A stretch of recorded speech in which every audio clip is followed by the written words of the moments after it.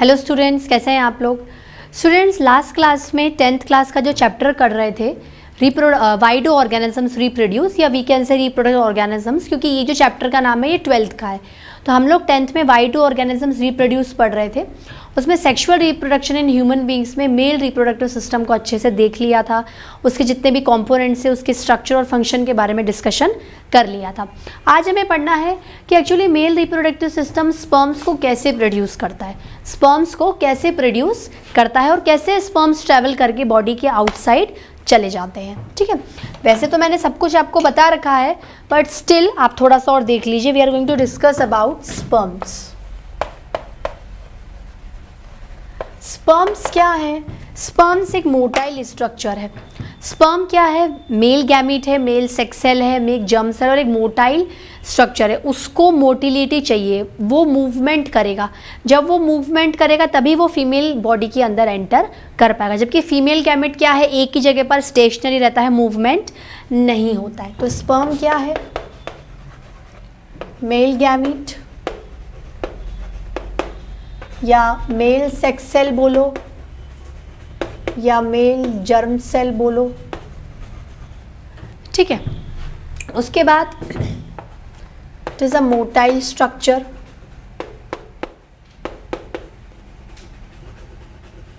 It is a motile structure. इसकी shape कैसी है? थोड़ा सा शेप के बारे में अगर अपन आइडिया लें, ज़्यादा डीप में नहीं जाना। It is a head, neck, body and tail. ठीक है, ये क्या है? इसका हेड है। हेड के अंदर न्यूक्लियस होता है और न्यूक्लियस में क्या कंटेन होता है? कोई भी अगर बॉडी का सेल है, सेल के अंदर न्यूक्लियस है तो उसमें क्या कंटेन होगा? Genetic material.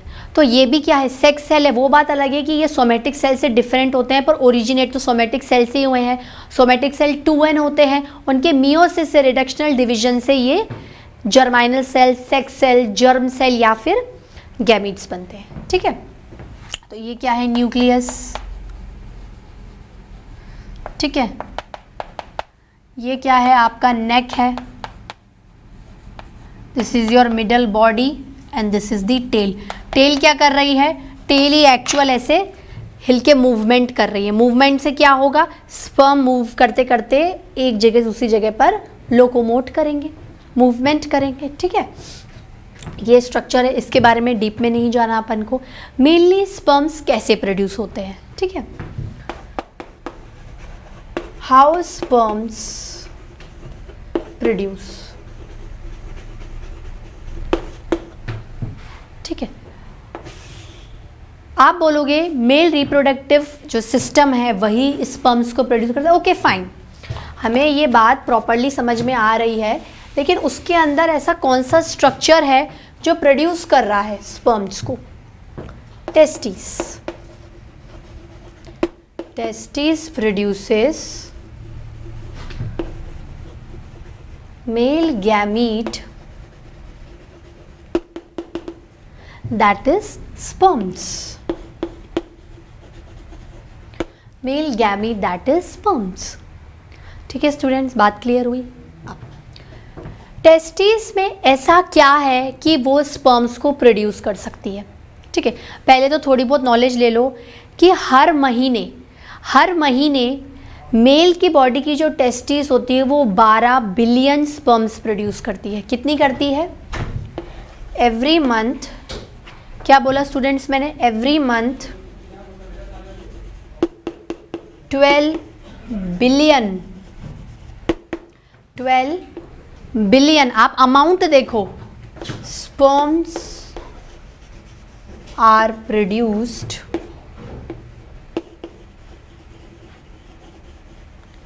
Bye testis. ठीक है, अब देखो टेस्टिस के अंदर ऐसा क्या होता है भाई? टेस्टिस एक ऑर्गन है, तो ऑर्गन अगर हम इनिशियली की बात करें तो कोई भी बॉडी का पार्ट होता है, उसका स्ट्रक्चरल, फंक्शनल, बेसिक यूनिट क्या है? सेल है। तो टेस्टिस के अंदर एक कॉइल्ड सेल की तरह स्ट्रक्चर्स होते हैं, मतलब within the testis there are cells, पर cells are in coiled form, cells are in coiled form. और उन सेल्स के आसपास एपिथेलियम की लेयर होती है। मीन्स कि जो सेल्स का एसोसिएशन है उसने टिश्यू भी बनाया है और एक कवरिंग होती है सेल्स के आसपास एपिथेलियम की। वो एपिथेलियम क्या होता है, डिवाइड करता है, बार बार रिपीटेड डिवीजन जाता है और उस एपिथेलियम के रिपीटेड डिवीजन से क्या बनता है, स्पर्म बनता है। मतलब समझ लो कि ये कोई ऐसे कॉइल स्ट्रक्चर है, ठीक है। इसकी जो भी कवरिंग है एपिथेलियम की वो क्या करेगी, डिवाइड करती जाएगी करती जाएगी करती जाएगी और स्पर्म्स बनाती जाएगी। ऐसा कुछ शेप दिखता है ना आपको स्पर्म्स का, बहुत सारे स्पर्म्स बन गए हैं, बहुत सारे, ठीक है। तो क्या बोल रही हूं मैं, इंटेस्टिस coiled structure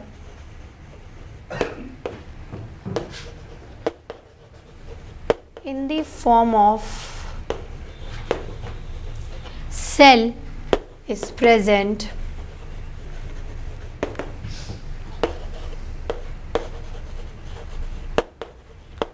which is covered by epithelium,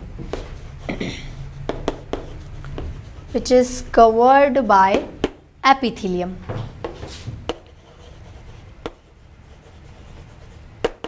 Division inside the epithelium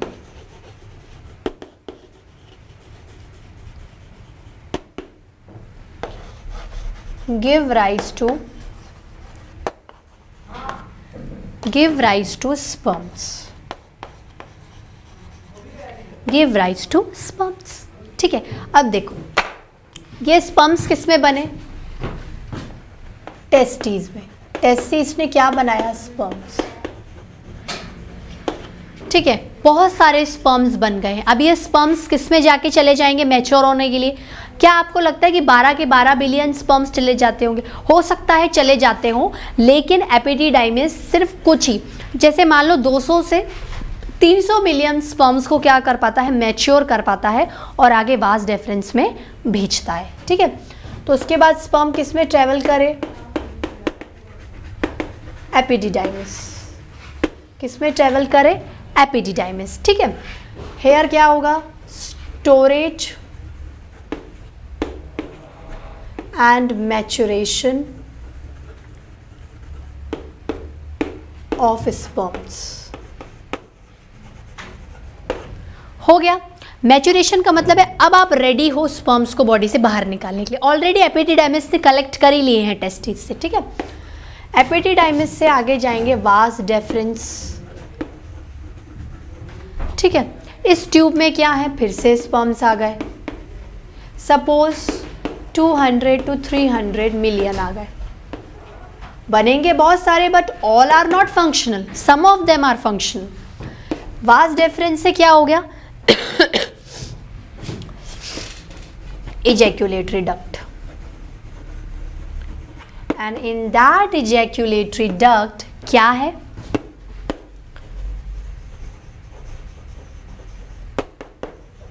secretions of seminal vesicle,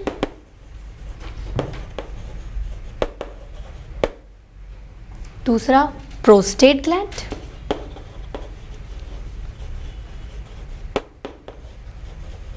and the last but not the least Cowper's gland। ये क्या करेंगे, स्पर्म को मोटिलिटी, तुम स्विम करो, मैं मीडियम दे रही हूँ, स्विम करो और आगे बढ़ते जाओ, काउपर्स ग्लैंड। 200 से 300 मिलियन स्पर्म्स चले गए, ठीक है। अब देखो फाइनली इजैक्यूलेटरी डक्ट के बाद यहाँ पर आ जाओ। इजैक्यूलेटरी डक्ट के बाद क्या होगा, थ्रू पेनिस,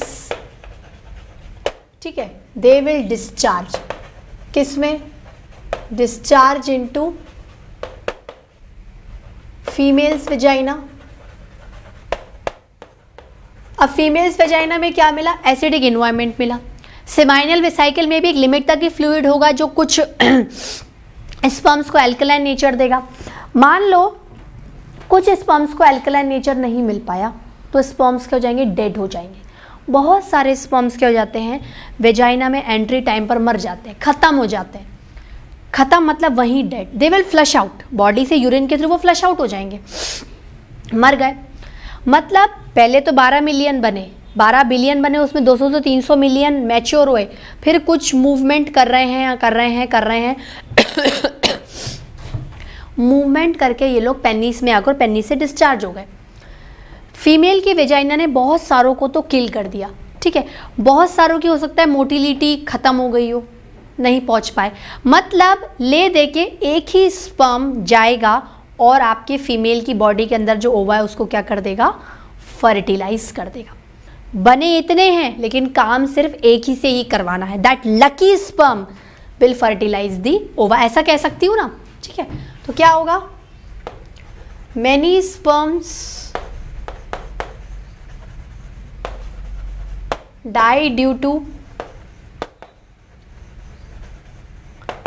acidic environment और बहुत सारे किसी और रीज़न से भी डाई हो सकते हैं। ओनली वन स्पर्म जो बच जाता है which get alive will fuse with the ova of the female body, ठीक है स्टूडेंट्स। तो इस तरीके से स्पर्म्स टेस्टिस के अंदर बनते हैं और बॉडी के अंदर ट्रैवल करते हैं, वो जो भी कंडीशन से हम लोगों ने देखा, और सिर्फ एक ही स्पर्म जो लकी स्पर्म है वही एबल है फीमेल की बॉडी के अंदर ओवा को क्या करने में, फर्टिलाइज करने में, ठीक है। इसी के साथ आपका ये टॉपिक क्लियर हो जाता है, इसको लिख लीजिए। उसके बाद अपन किस पर आएंगे, फीमेल रिप्रोडक्टिव सिस्टम पे। नोटेड डाउन स्टूडेंट्स, चलिए गुड। अभी क्या करना है अपन को, इसी के साथ अपना male reproductive system, formation of gametes, उसका क्या सिग्निफिकेंस है हम लोगों ने पढ़ लिया। अब हम क्या पढ़ेंगे, female reproductive system and the formation of female gamete.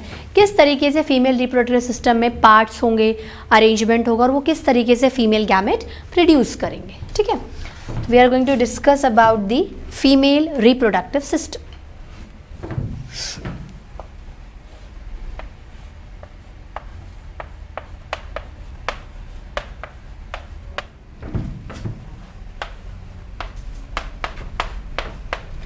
Reproductive system, ठीक है स्टूडेंट्स, बात क्लियर हुई।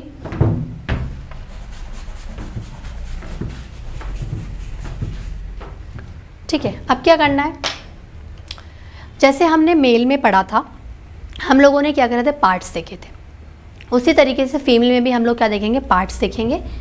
कौन से पार्ट्स होंगे,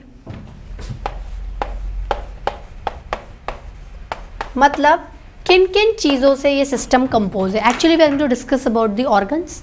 ऑर्गन ने ऑर्गन सिस्टम बनाया, काम रिप्रोडक्शन का होता, तो रिप्रोडक्टिव सिस्टम। पहला आएगा ओवरीज।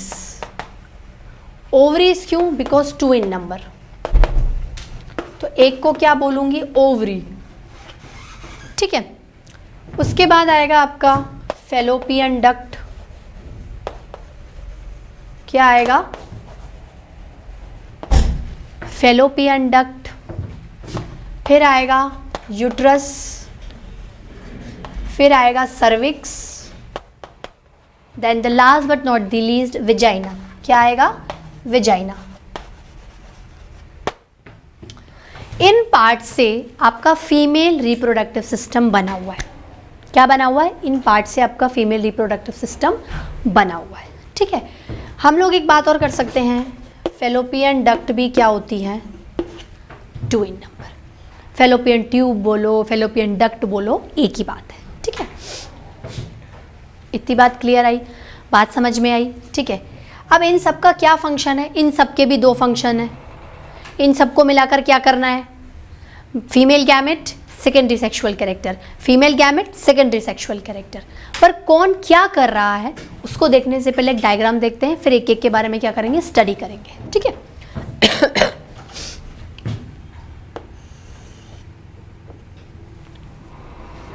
आप लोग भी हैंड टू हैंड डायग्राम बनाइए करिएगा स्टूडेंट्स, क्योंकि in biology if you want to get good marks आपको हर थ्योरी में डायग्राम बनाना चाहिए, ठीक है।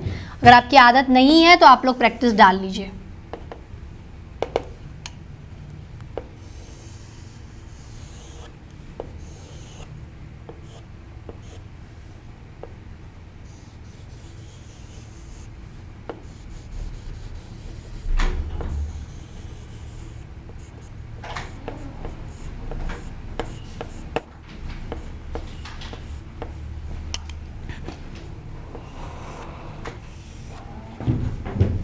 This is vagina, this is cervix। ये जो पूरा होल बॉडी है ये क्या है आपका यूट्रस, ठीक है।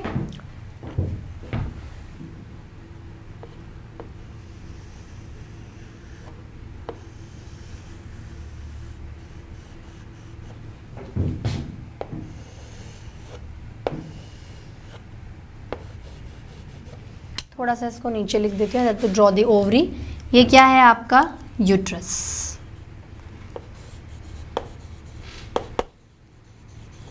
ठीक है। बात समझ में आ रही है, क्लियर हो रही है।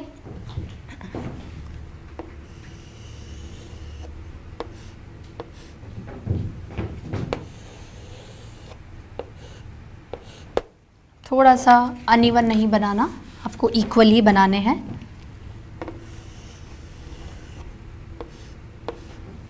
ठीक है, this is your paired ovaries और एक को ovary. This is your paired fallopian tubes या fallopian duct and one is fallopian tube या फेलोपियन डक्ट। फेलोपियन ट्यूब या फिर duct and this is one ovary. Means the ovary is also 2 in number, that is ovaries, and fallopian tube is also 2 in number, so fallopian tubes। ठीक है, अब हम क्या करते हैं, ये बात कर ली आपने, ये यूट्रस है।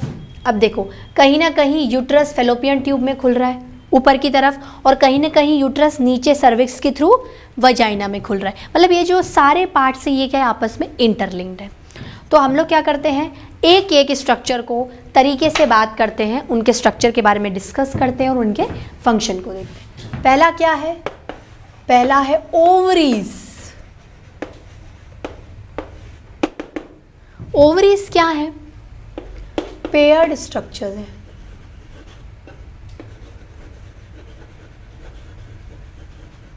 स्ट्रक्चर में कैसे दिख रही हैं, ऐसे हॉरिजॉन्टली पे वर्टिकली लंबा होता है, horizontally long lobulated structure,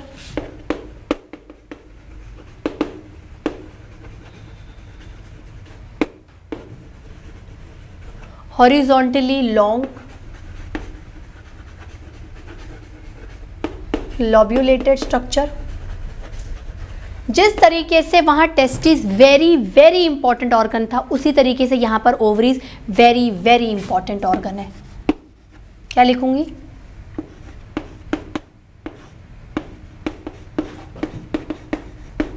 very very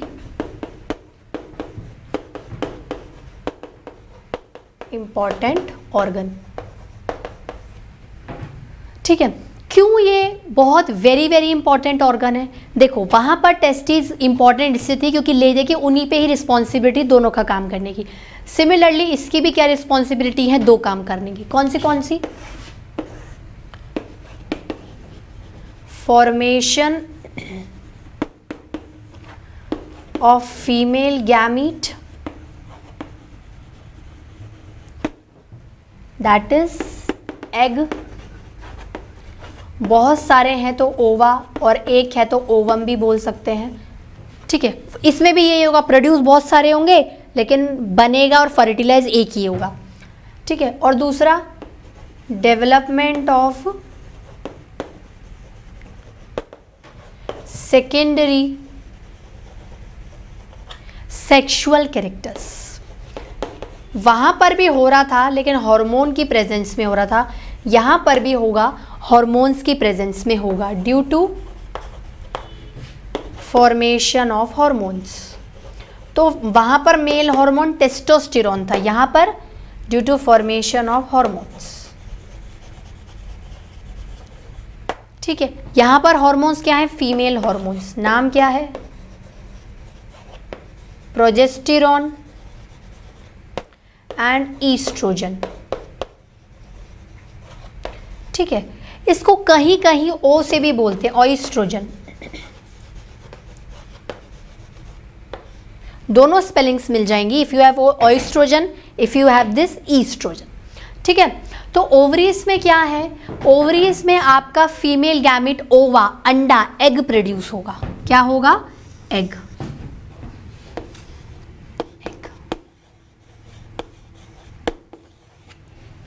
बात क्लियर हो रही है? कहीं ना कहीं स्पर्म्स यहाँ विजाइना से आ रहे हैं, आ रहे कि नहीं आ रहे हैं? तो ये स्पर्म ट्रेवल करेगा और यहाँ जाके यहाँ कुछ करेगा, वो आगे देखते हैं। ठीक है, नोट डाउन करिए।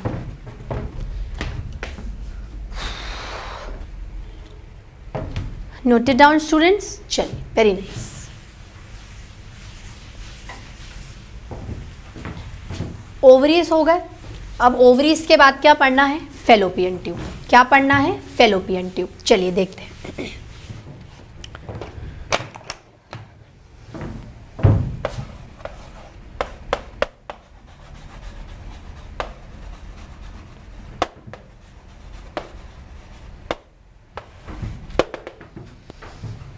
फैलोपियन ट्यूब क्या है, ऐसी कोई स्ट्रक्चर है जो ये आपके, ऐसा यूट्रस मान लो, ये यूट्रस से निकलती है और ऐसे कुछ ओवरी में जाकर चली जाती है। तो फैलोपियन ट्यूब कैसी दिख रही है आपको, ऐसे लॉन्ग फनल शेप दिख रही है, लॉन्ग, ऐसी long tube, funnel shape tube, जिसके एंड में जाके ऐसे फिंगर लाइक प्रोजेक्शंस है। जहाँ पर भी फिंगर लाइक प्रोजेक्शंस होते हैं, मैंने आपको टिश्यू में पढ़ा था, माइक्रोविलाई, सरफेस एरिया, कुछ कैच करना होगा, कुछ एरिया बढ़ाना होगा, इसलिए होगा। ठीक है, तो फैलोपियन ट्यूब क्या है, funnel shaped tube having finger like projections।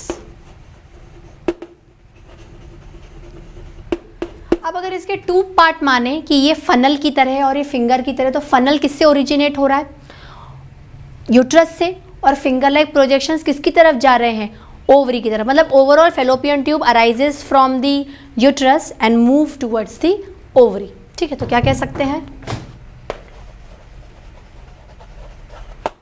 Coming from uterus and entering in ovary. ठीक है, इसको अगर फ्लो चार्ट में अगर शॉर्ट फॉर्म में बात करें तो आपका जो फनल है वो किधर से आ रहा है, वो यूट्रस से आ रहा है, और जो फिंगर लाइक है वो किधर जा रही है, ओवरी की तरफ। ठीक है, फैलोपियन ट्यूब को ओविडक्ट भी कहते हैं। क्या बोलते हैं स्टूडेंट्स, यहाँ पे लिख रही हूँ मैं,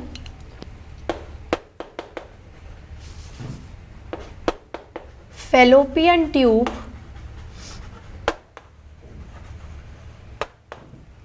is also known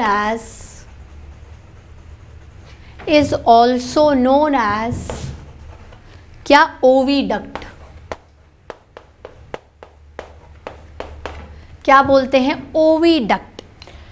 what do you mean, मतलब किस सेंस में ओविडक्ट बोल रहे हैं। देखो जो भी एग, जो भी ओवा या ओवम आपकी ओवरी प्रोड्यूस करती है, फैलोपियन ट्यूब क्या करती है, उसे अपने अंदर ले लेती है। क्या करती है, फैलोपियन ट्यूब की जो फिंगर लाइक प्रोजेक्शंस हैं, फिंगर लाइक प्रोजेक्शंस हैं, वो क्या करते हैं, उस ओवा को कैच कर लेते हैं। जैसे ही ओवरी ने ओवा बनाया, फैलोपियन ट्यूब को छोड़ दिया, जैसे ही छोड़ा इसने क्या कर लिया, कैच कर लिया और अपने पास रख लिया। ठीक है, अब ओवा अपने हिसाब से ट्रेवल करेगा जहां पर भी आगे देखते हैं। तो क्या बोलूंगी मैं, फैलोपियन ट्यूब का काम क्या है, fallopian tube receives the formed ova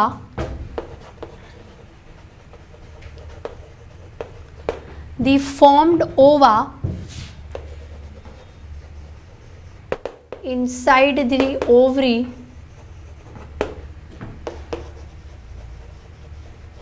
through its finger like projections, which is towards the ovary, through its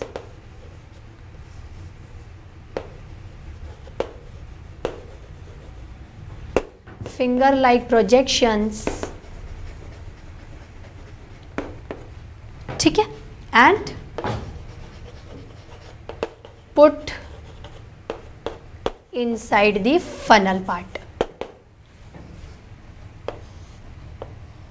इसको कलर से लिख देते हैं, put inside the funnel part. ठीक है स्टूडेंट्स, बात क्लियर हुई। अब इस प्रोसीजर को, मतलब द रिलीज ऑफ ओवा by the ovary in the fallopian tube is called ovulation.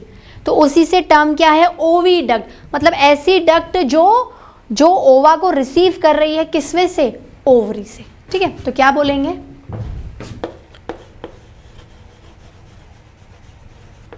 release of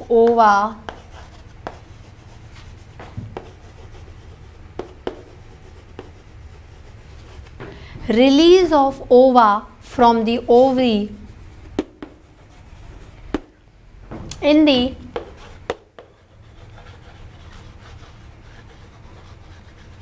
fallopian tube is called, क्या बोलोगे, is called ovulation, is called ovulation, is called ovulation। ठीक है, फाइन स्टूडेंट्स, बात clear हुई। ठीक है, is called ovulation। अब fallopian tube के बाद क्या आता है, फैलोपियन ट्यूब के बाद आता है यूट्रस। यूट्रस क्या है, बिल्कुल ऐसे सेंटर में लोकेटेड मस्कुलर होलो एक ऐसे बैग लाइक स्ट्रक्चर है। क्या है, सेंट्रली लोकेटेड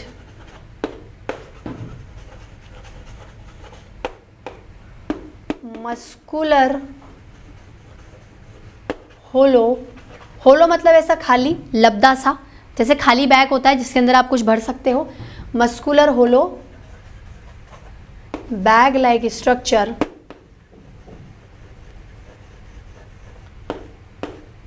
जो एक्चुअली क्या रिसीव कर रहा है, which actually receives the fertilised ova. वो नॉन फर्टिलाइज्ड ओवा भी रिसीव कर लेता है। ठीक है, कहने का क्या मतलब है कि जब मैं आपको मेंस्ट्रुअल साइकिल पढ़ाऊंगी फीमेल्स में, उस वक्त आपको समझ में आएगा कि यूट्रस में से कैसे डेड ओवा ब्लीडिंग के फॉर्म में निकलता है। लेकिन अगर ओवा फर्टिलाइज हो गया, ओवा फर्टिलाइज हो गया, जाइगोट बन गया, एम्ब्रियो बन गया, ठीक है, यहाँ पर स्पर्म आया, स्पर्म ने उसको फर्टिलाइज कर दिया। ठीक है, तो इधर क्या होएगा, ये आपकी यूट्रस है, इसमें क्या होगा, आपका जाइगोट, भाई यहाँ पर ही जाइगोट बन गया। जैसे ही मेटिंग और फ्यूजन हुआ, एक यूनिसेल स्ट्रक्चर जाइगोट बनेगा। जाइगोट फिर क्या होता जाता है, डिवीजन करके एक बॉल लाइक एम्ब्रियो बना लेता है, और एम्ब्रियो क्या हो जाता है, यूट्रस में इम्प्लांट हो जाता है या बैठ जाता है। इस एम्ब्रियो का क्या है, डेवलपमेंट होगा, बच्चा बनेगा। ठीक है, हाथ पैर उसके फीचर्स डेवलप होंगे, फिर हम उसे क्या बोलेंगे, फीटस। हम लोग क्या बोलेंगे उसे, फीटस। तो फीटस को इम्प्लांट करना या बेबी को कैरी करना, वो यूट्रस में कैरी होता है। मदर के यूट्रस वॉम्ब में क्या होता है, बच्चा रहता है। अगर मदर सेक्सुअल रिप्रोडक्शन के थ्रू स्पर्म से फर्टिलाइज होती है तो क्या कहेंगे, able to carry the developing fetus in the form of child, in the form of child। और कितने महीने तक रहेगा, टिल 9 months।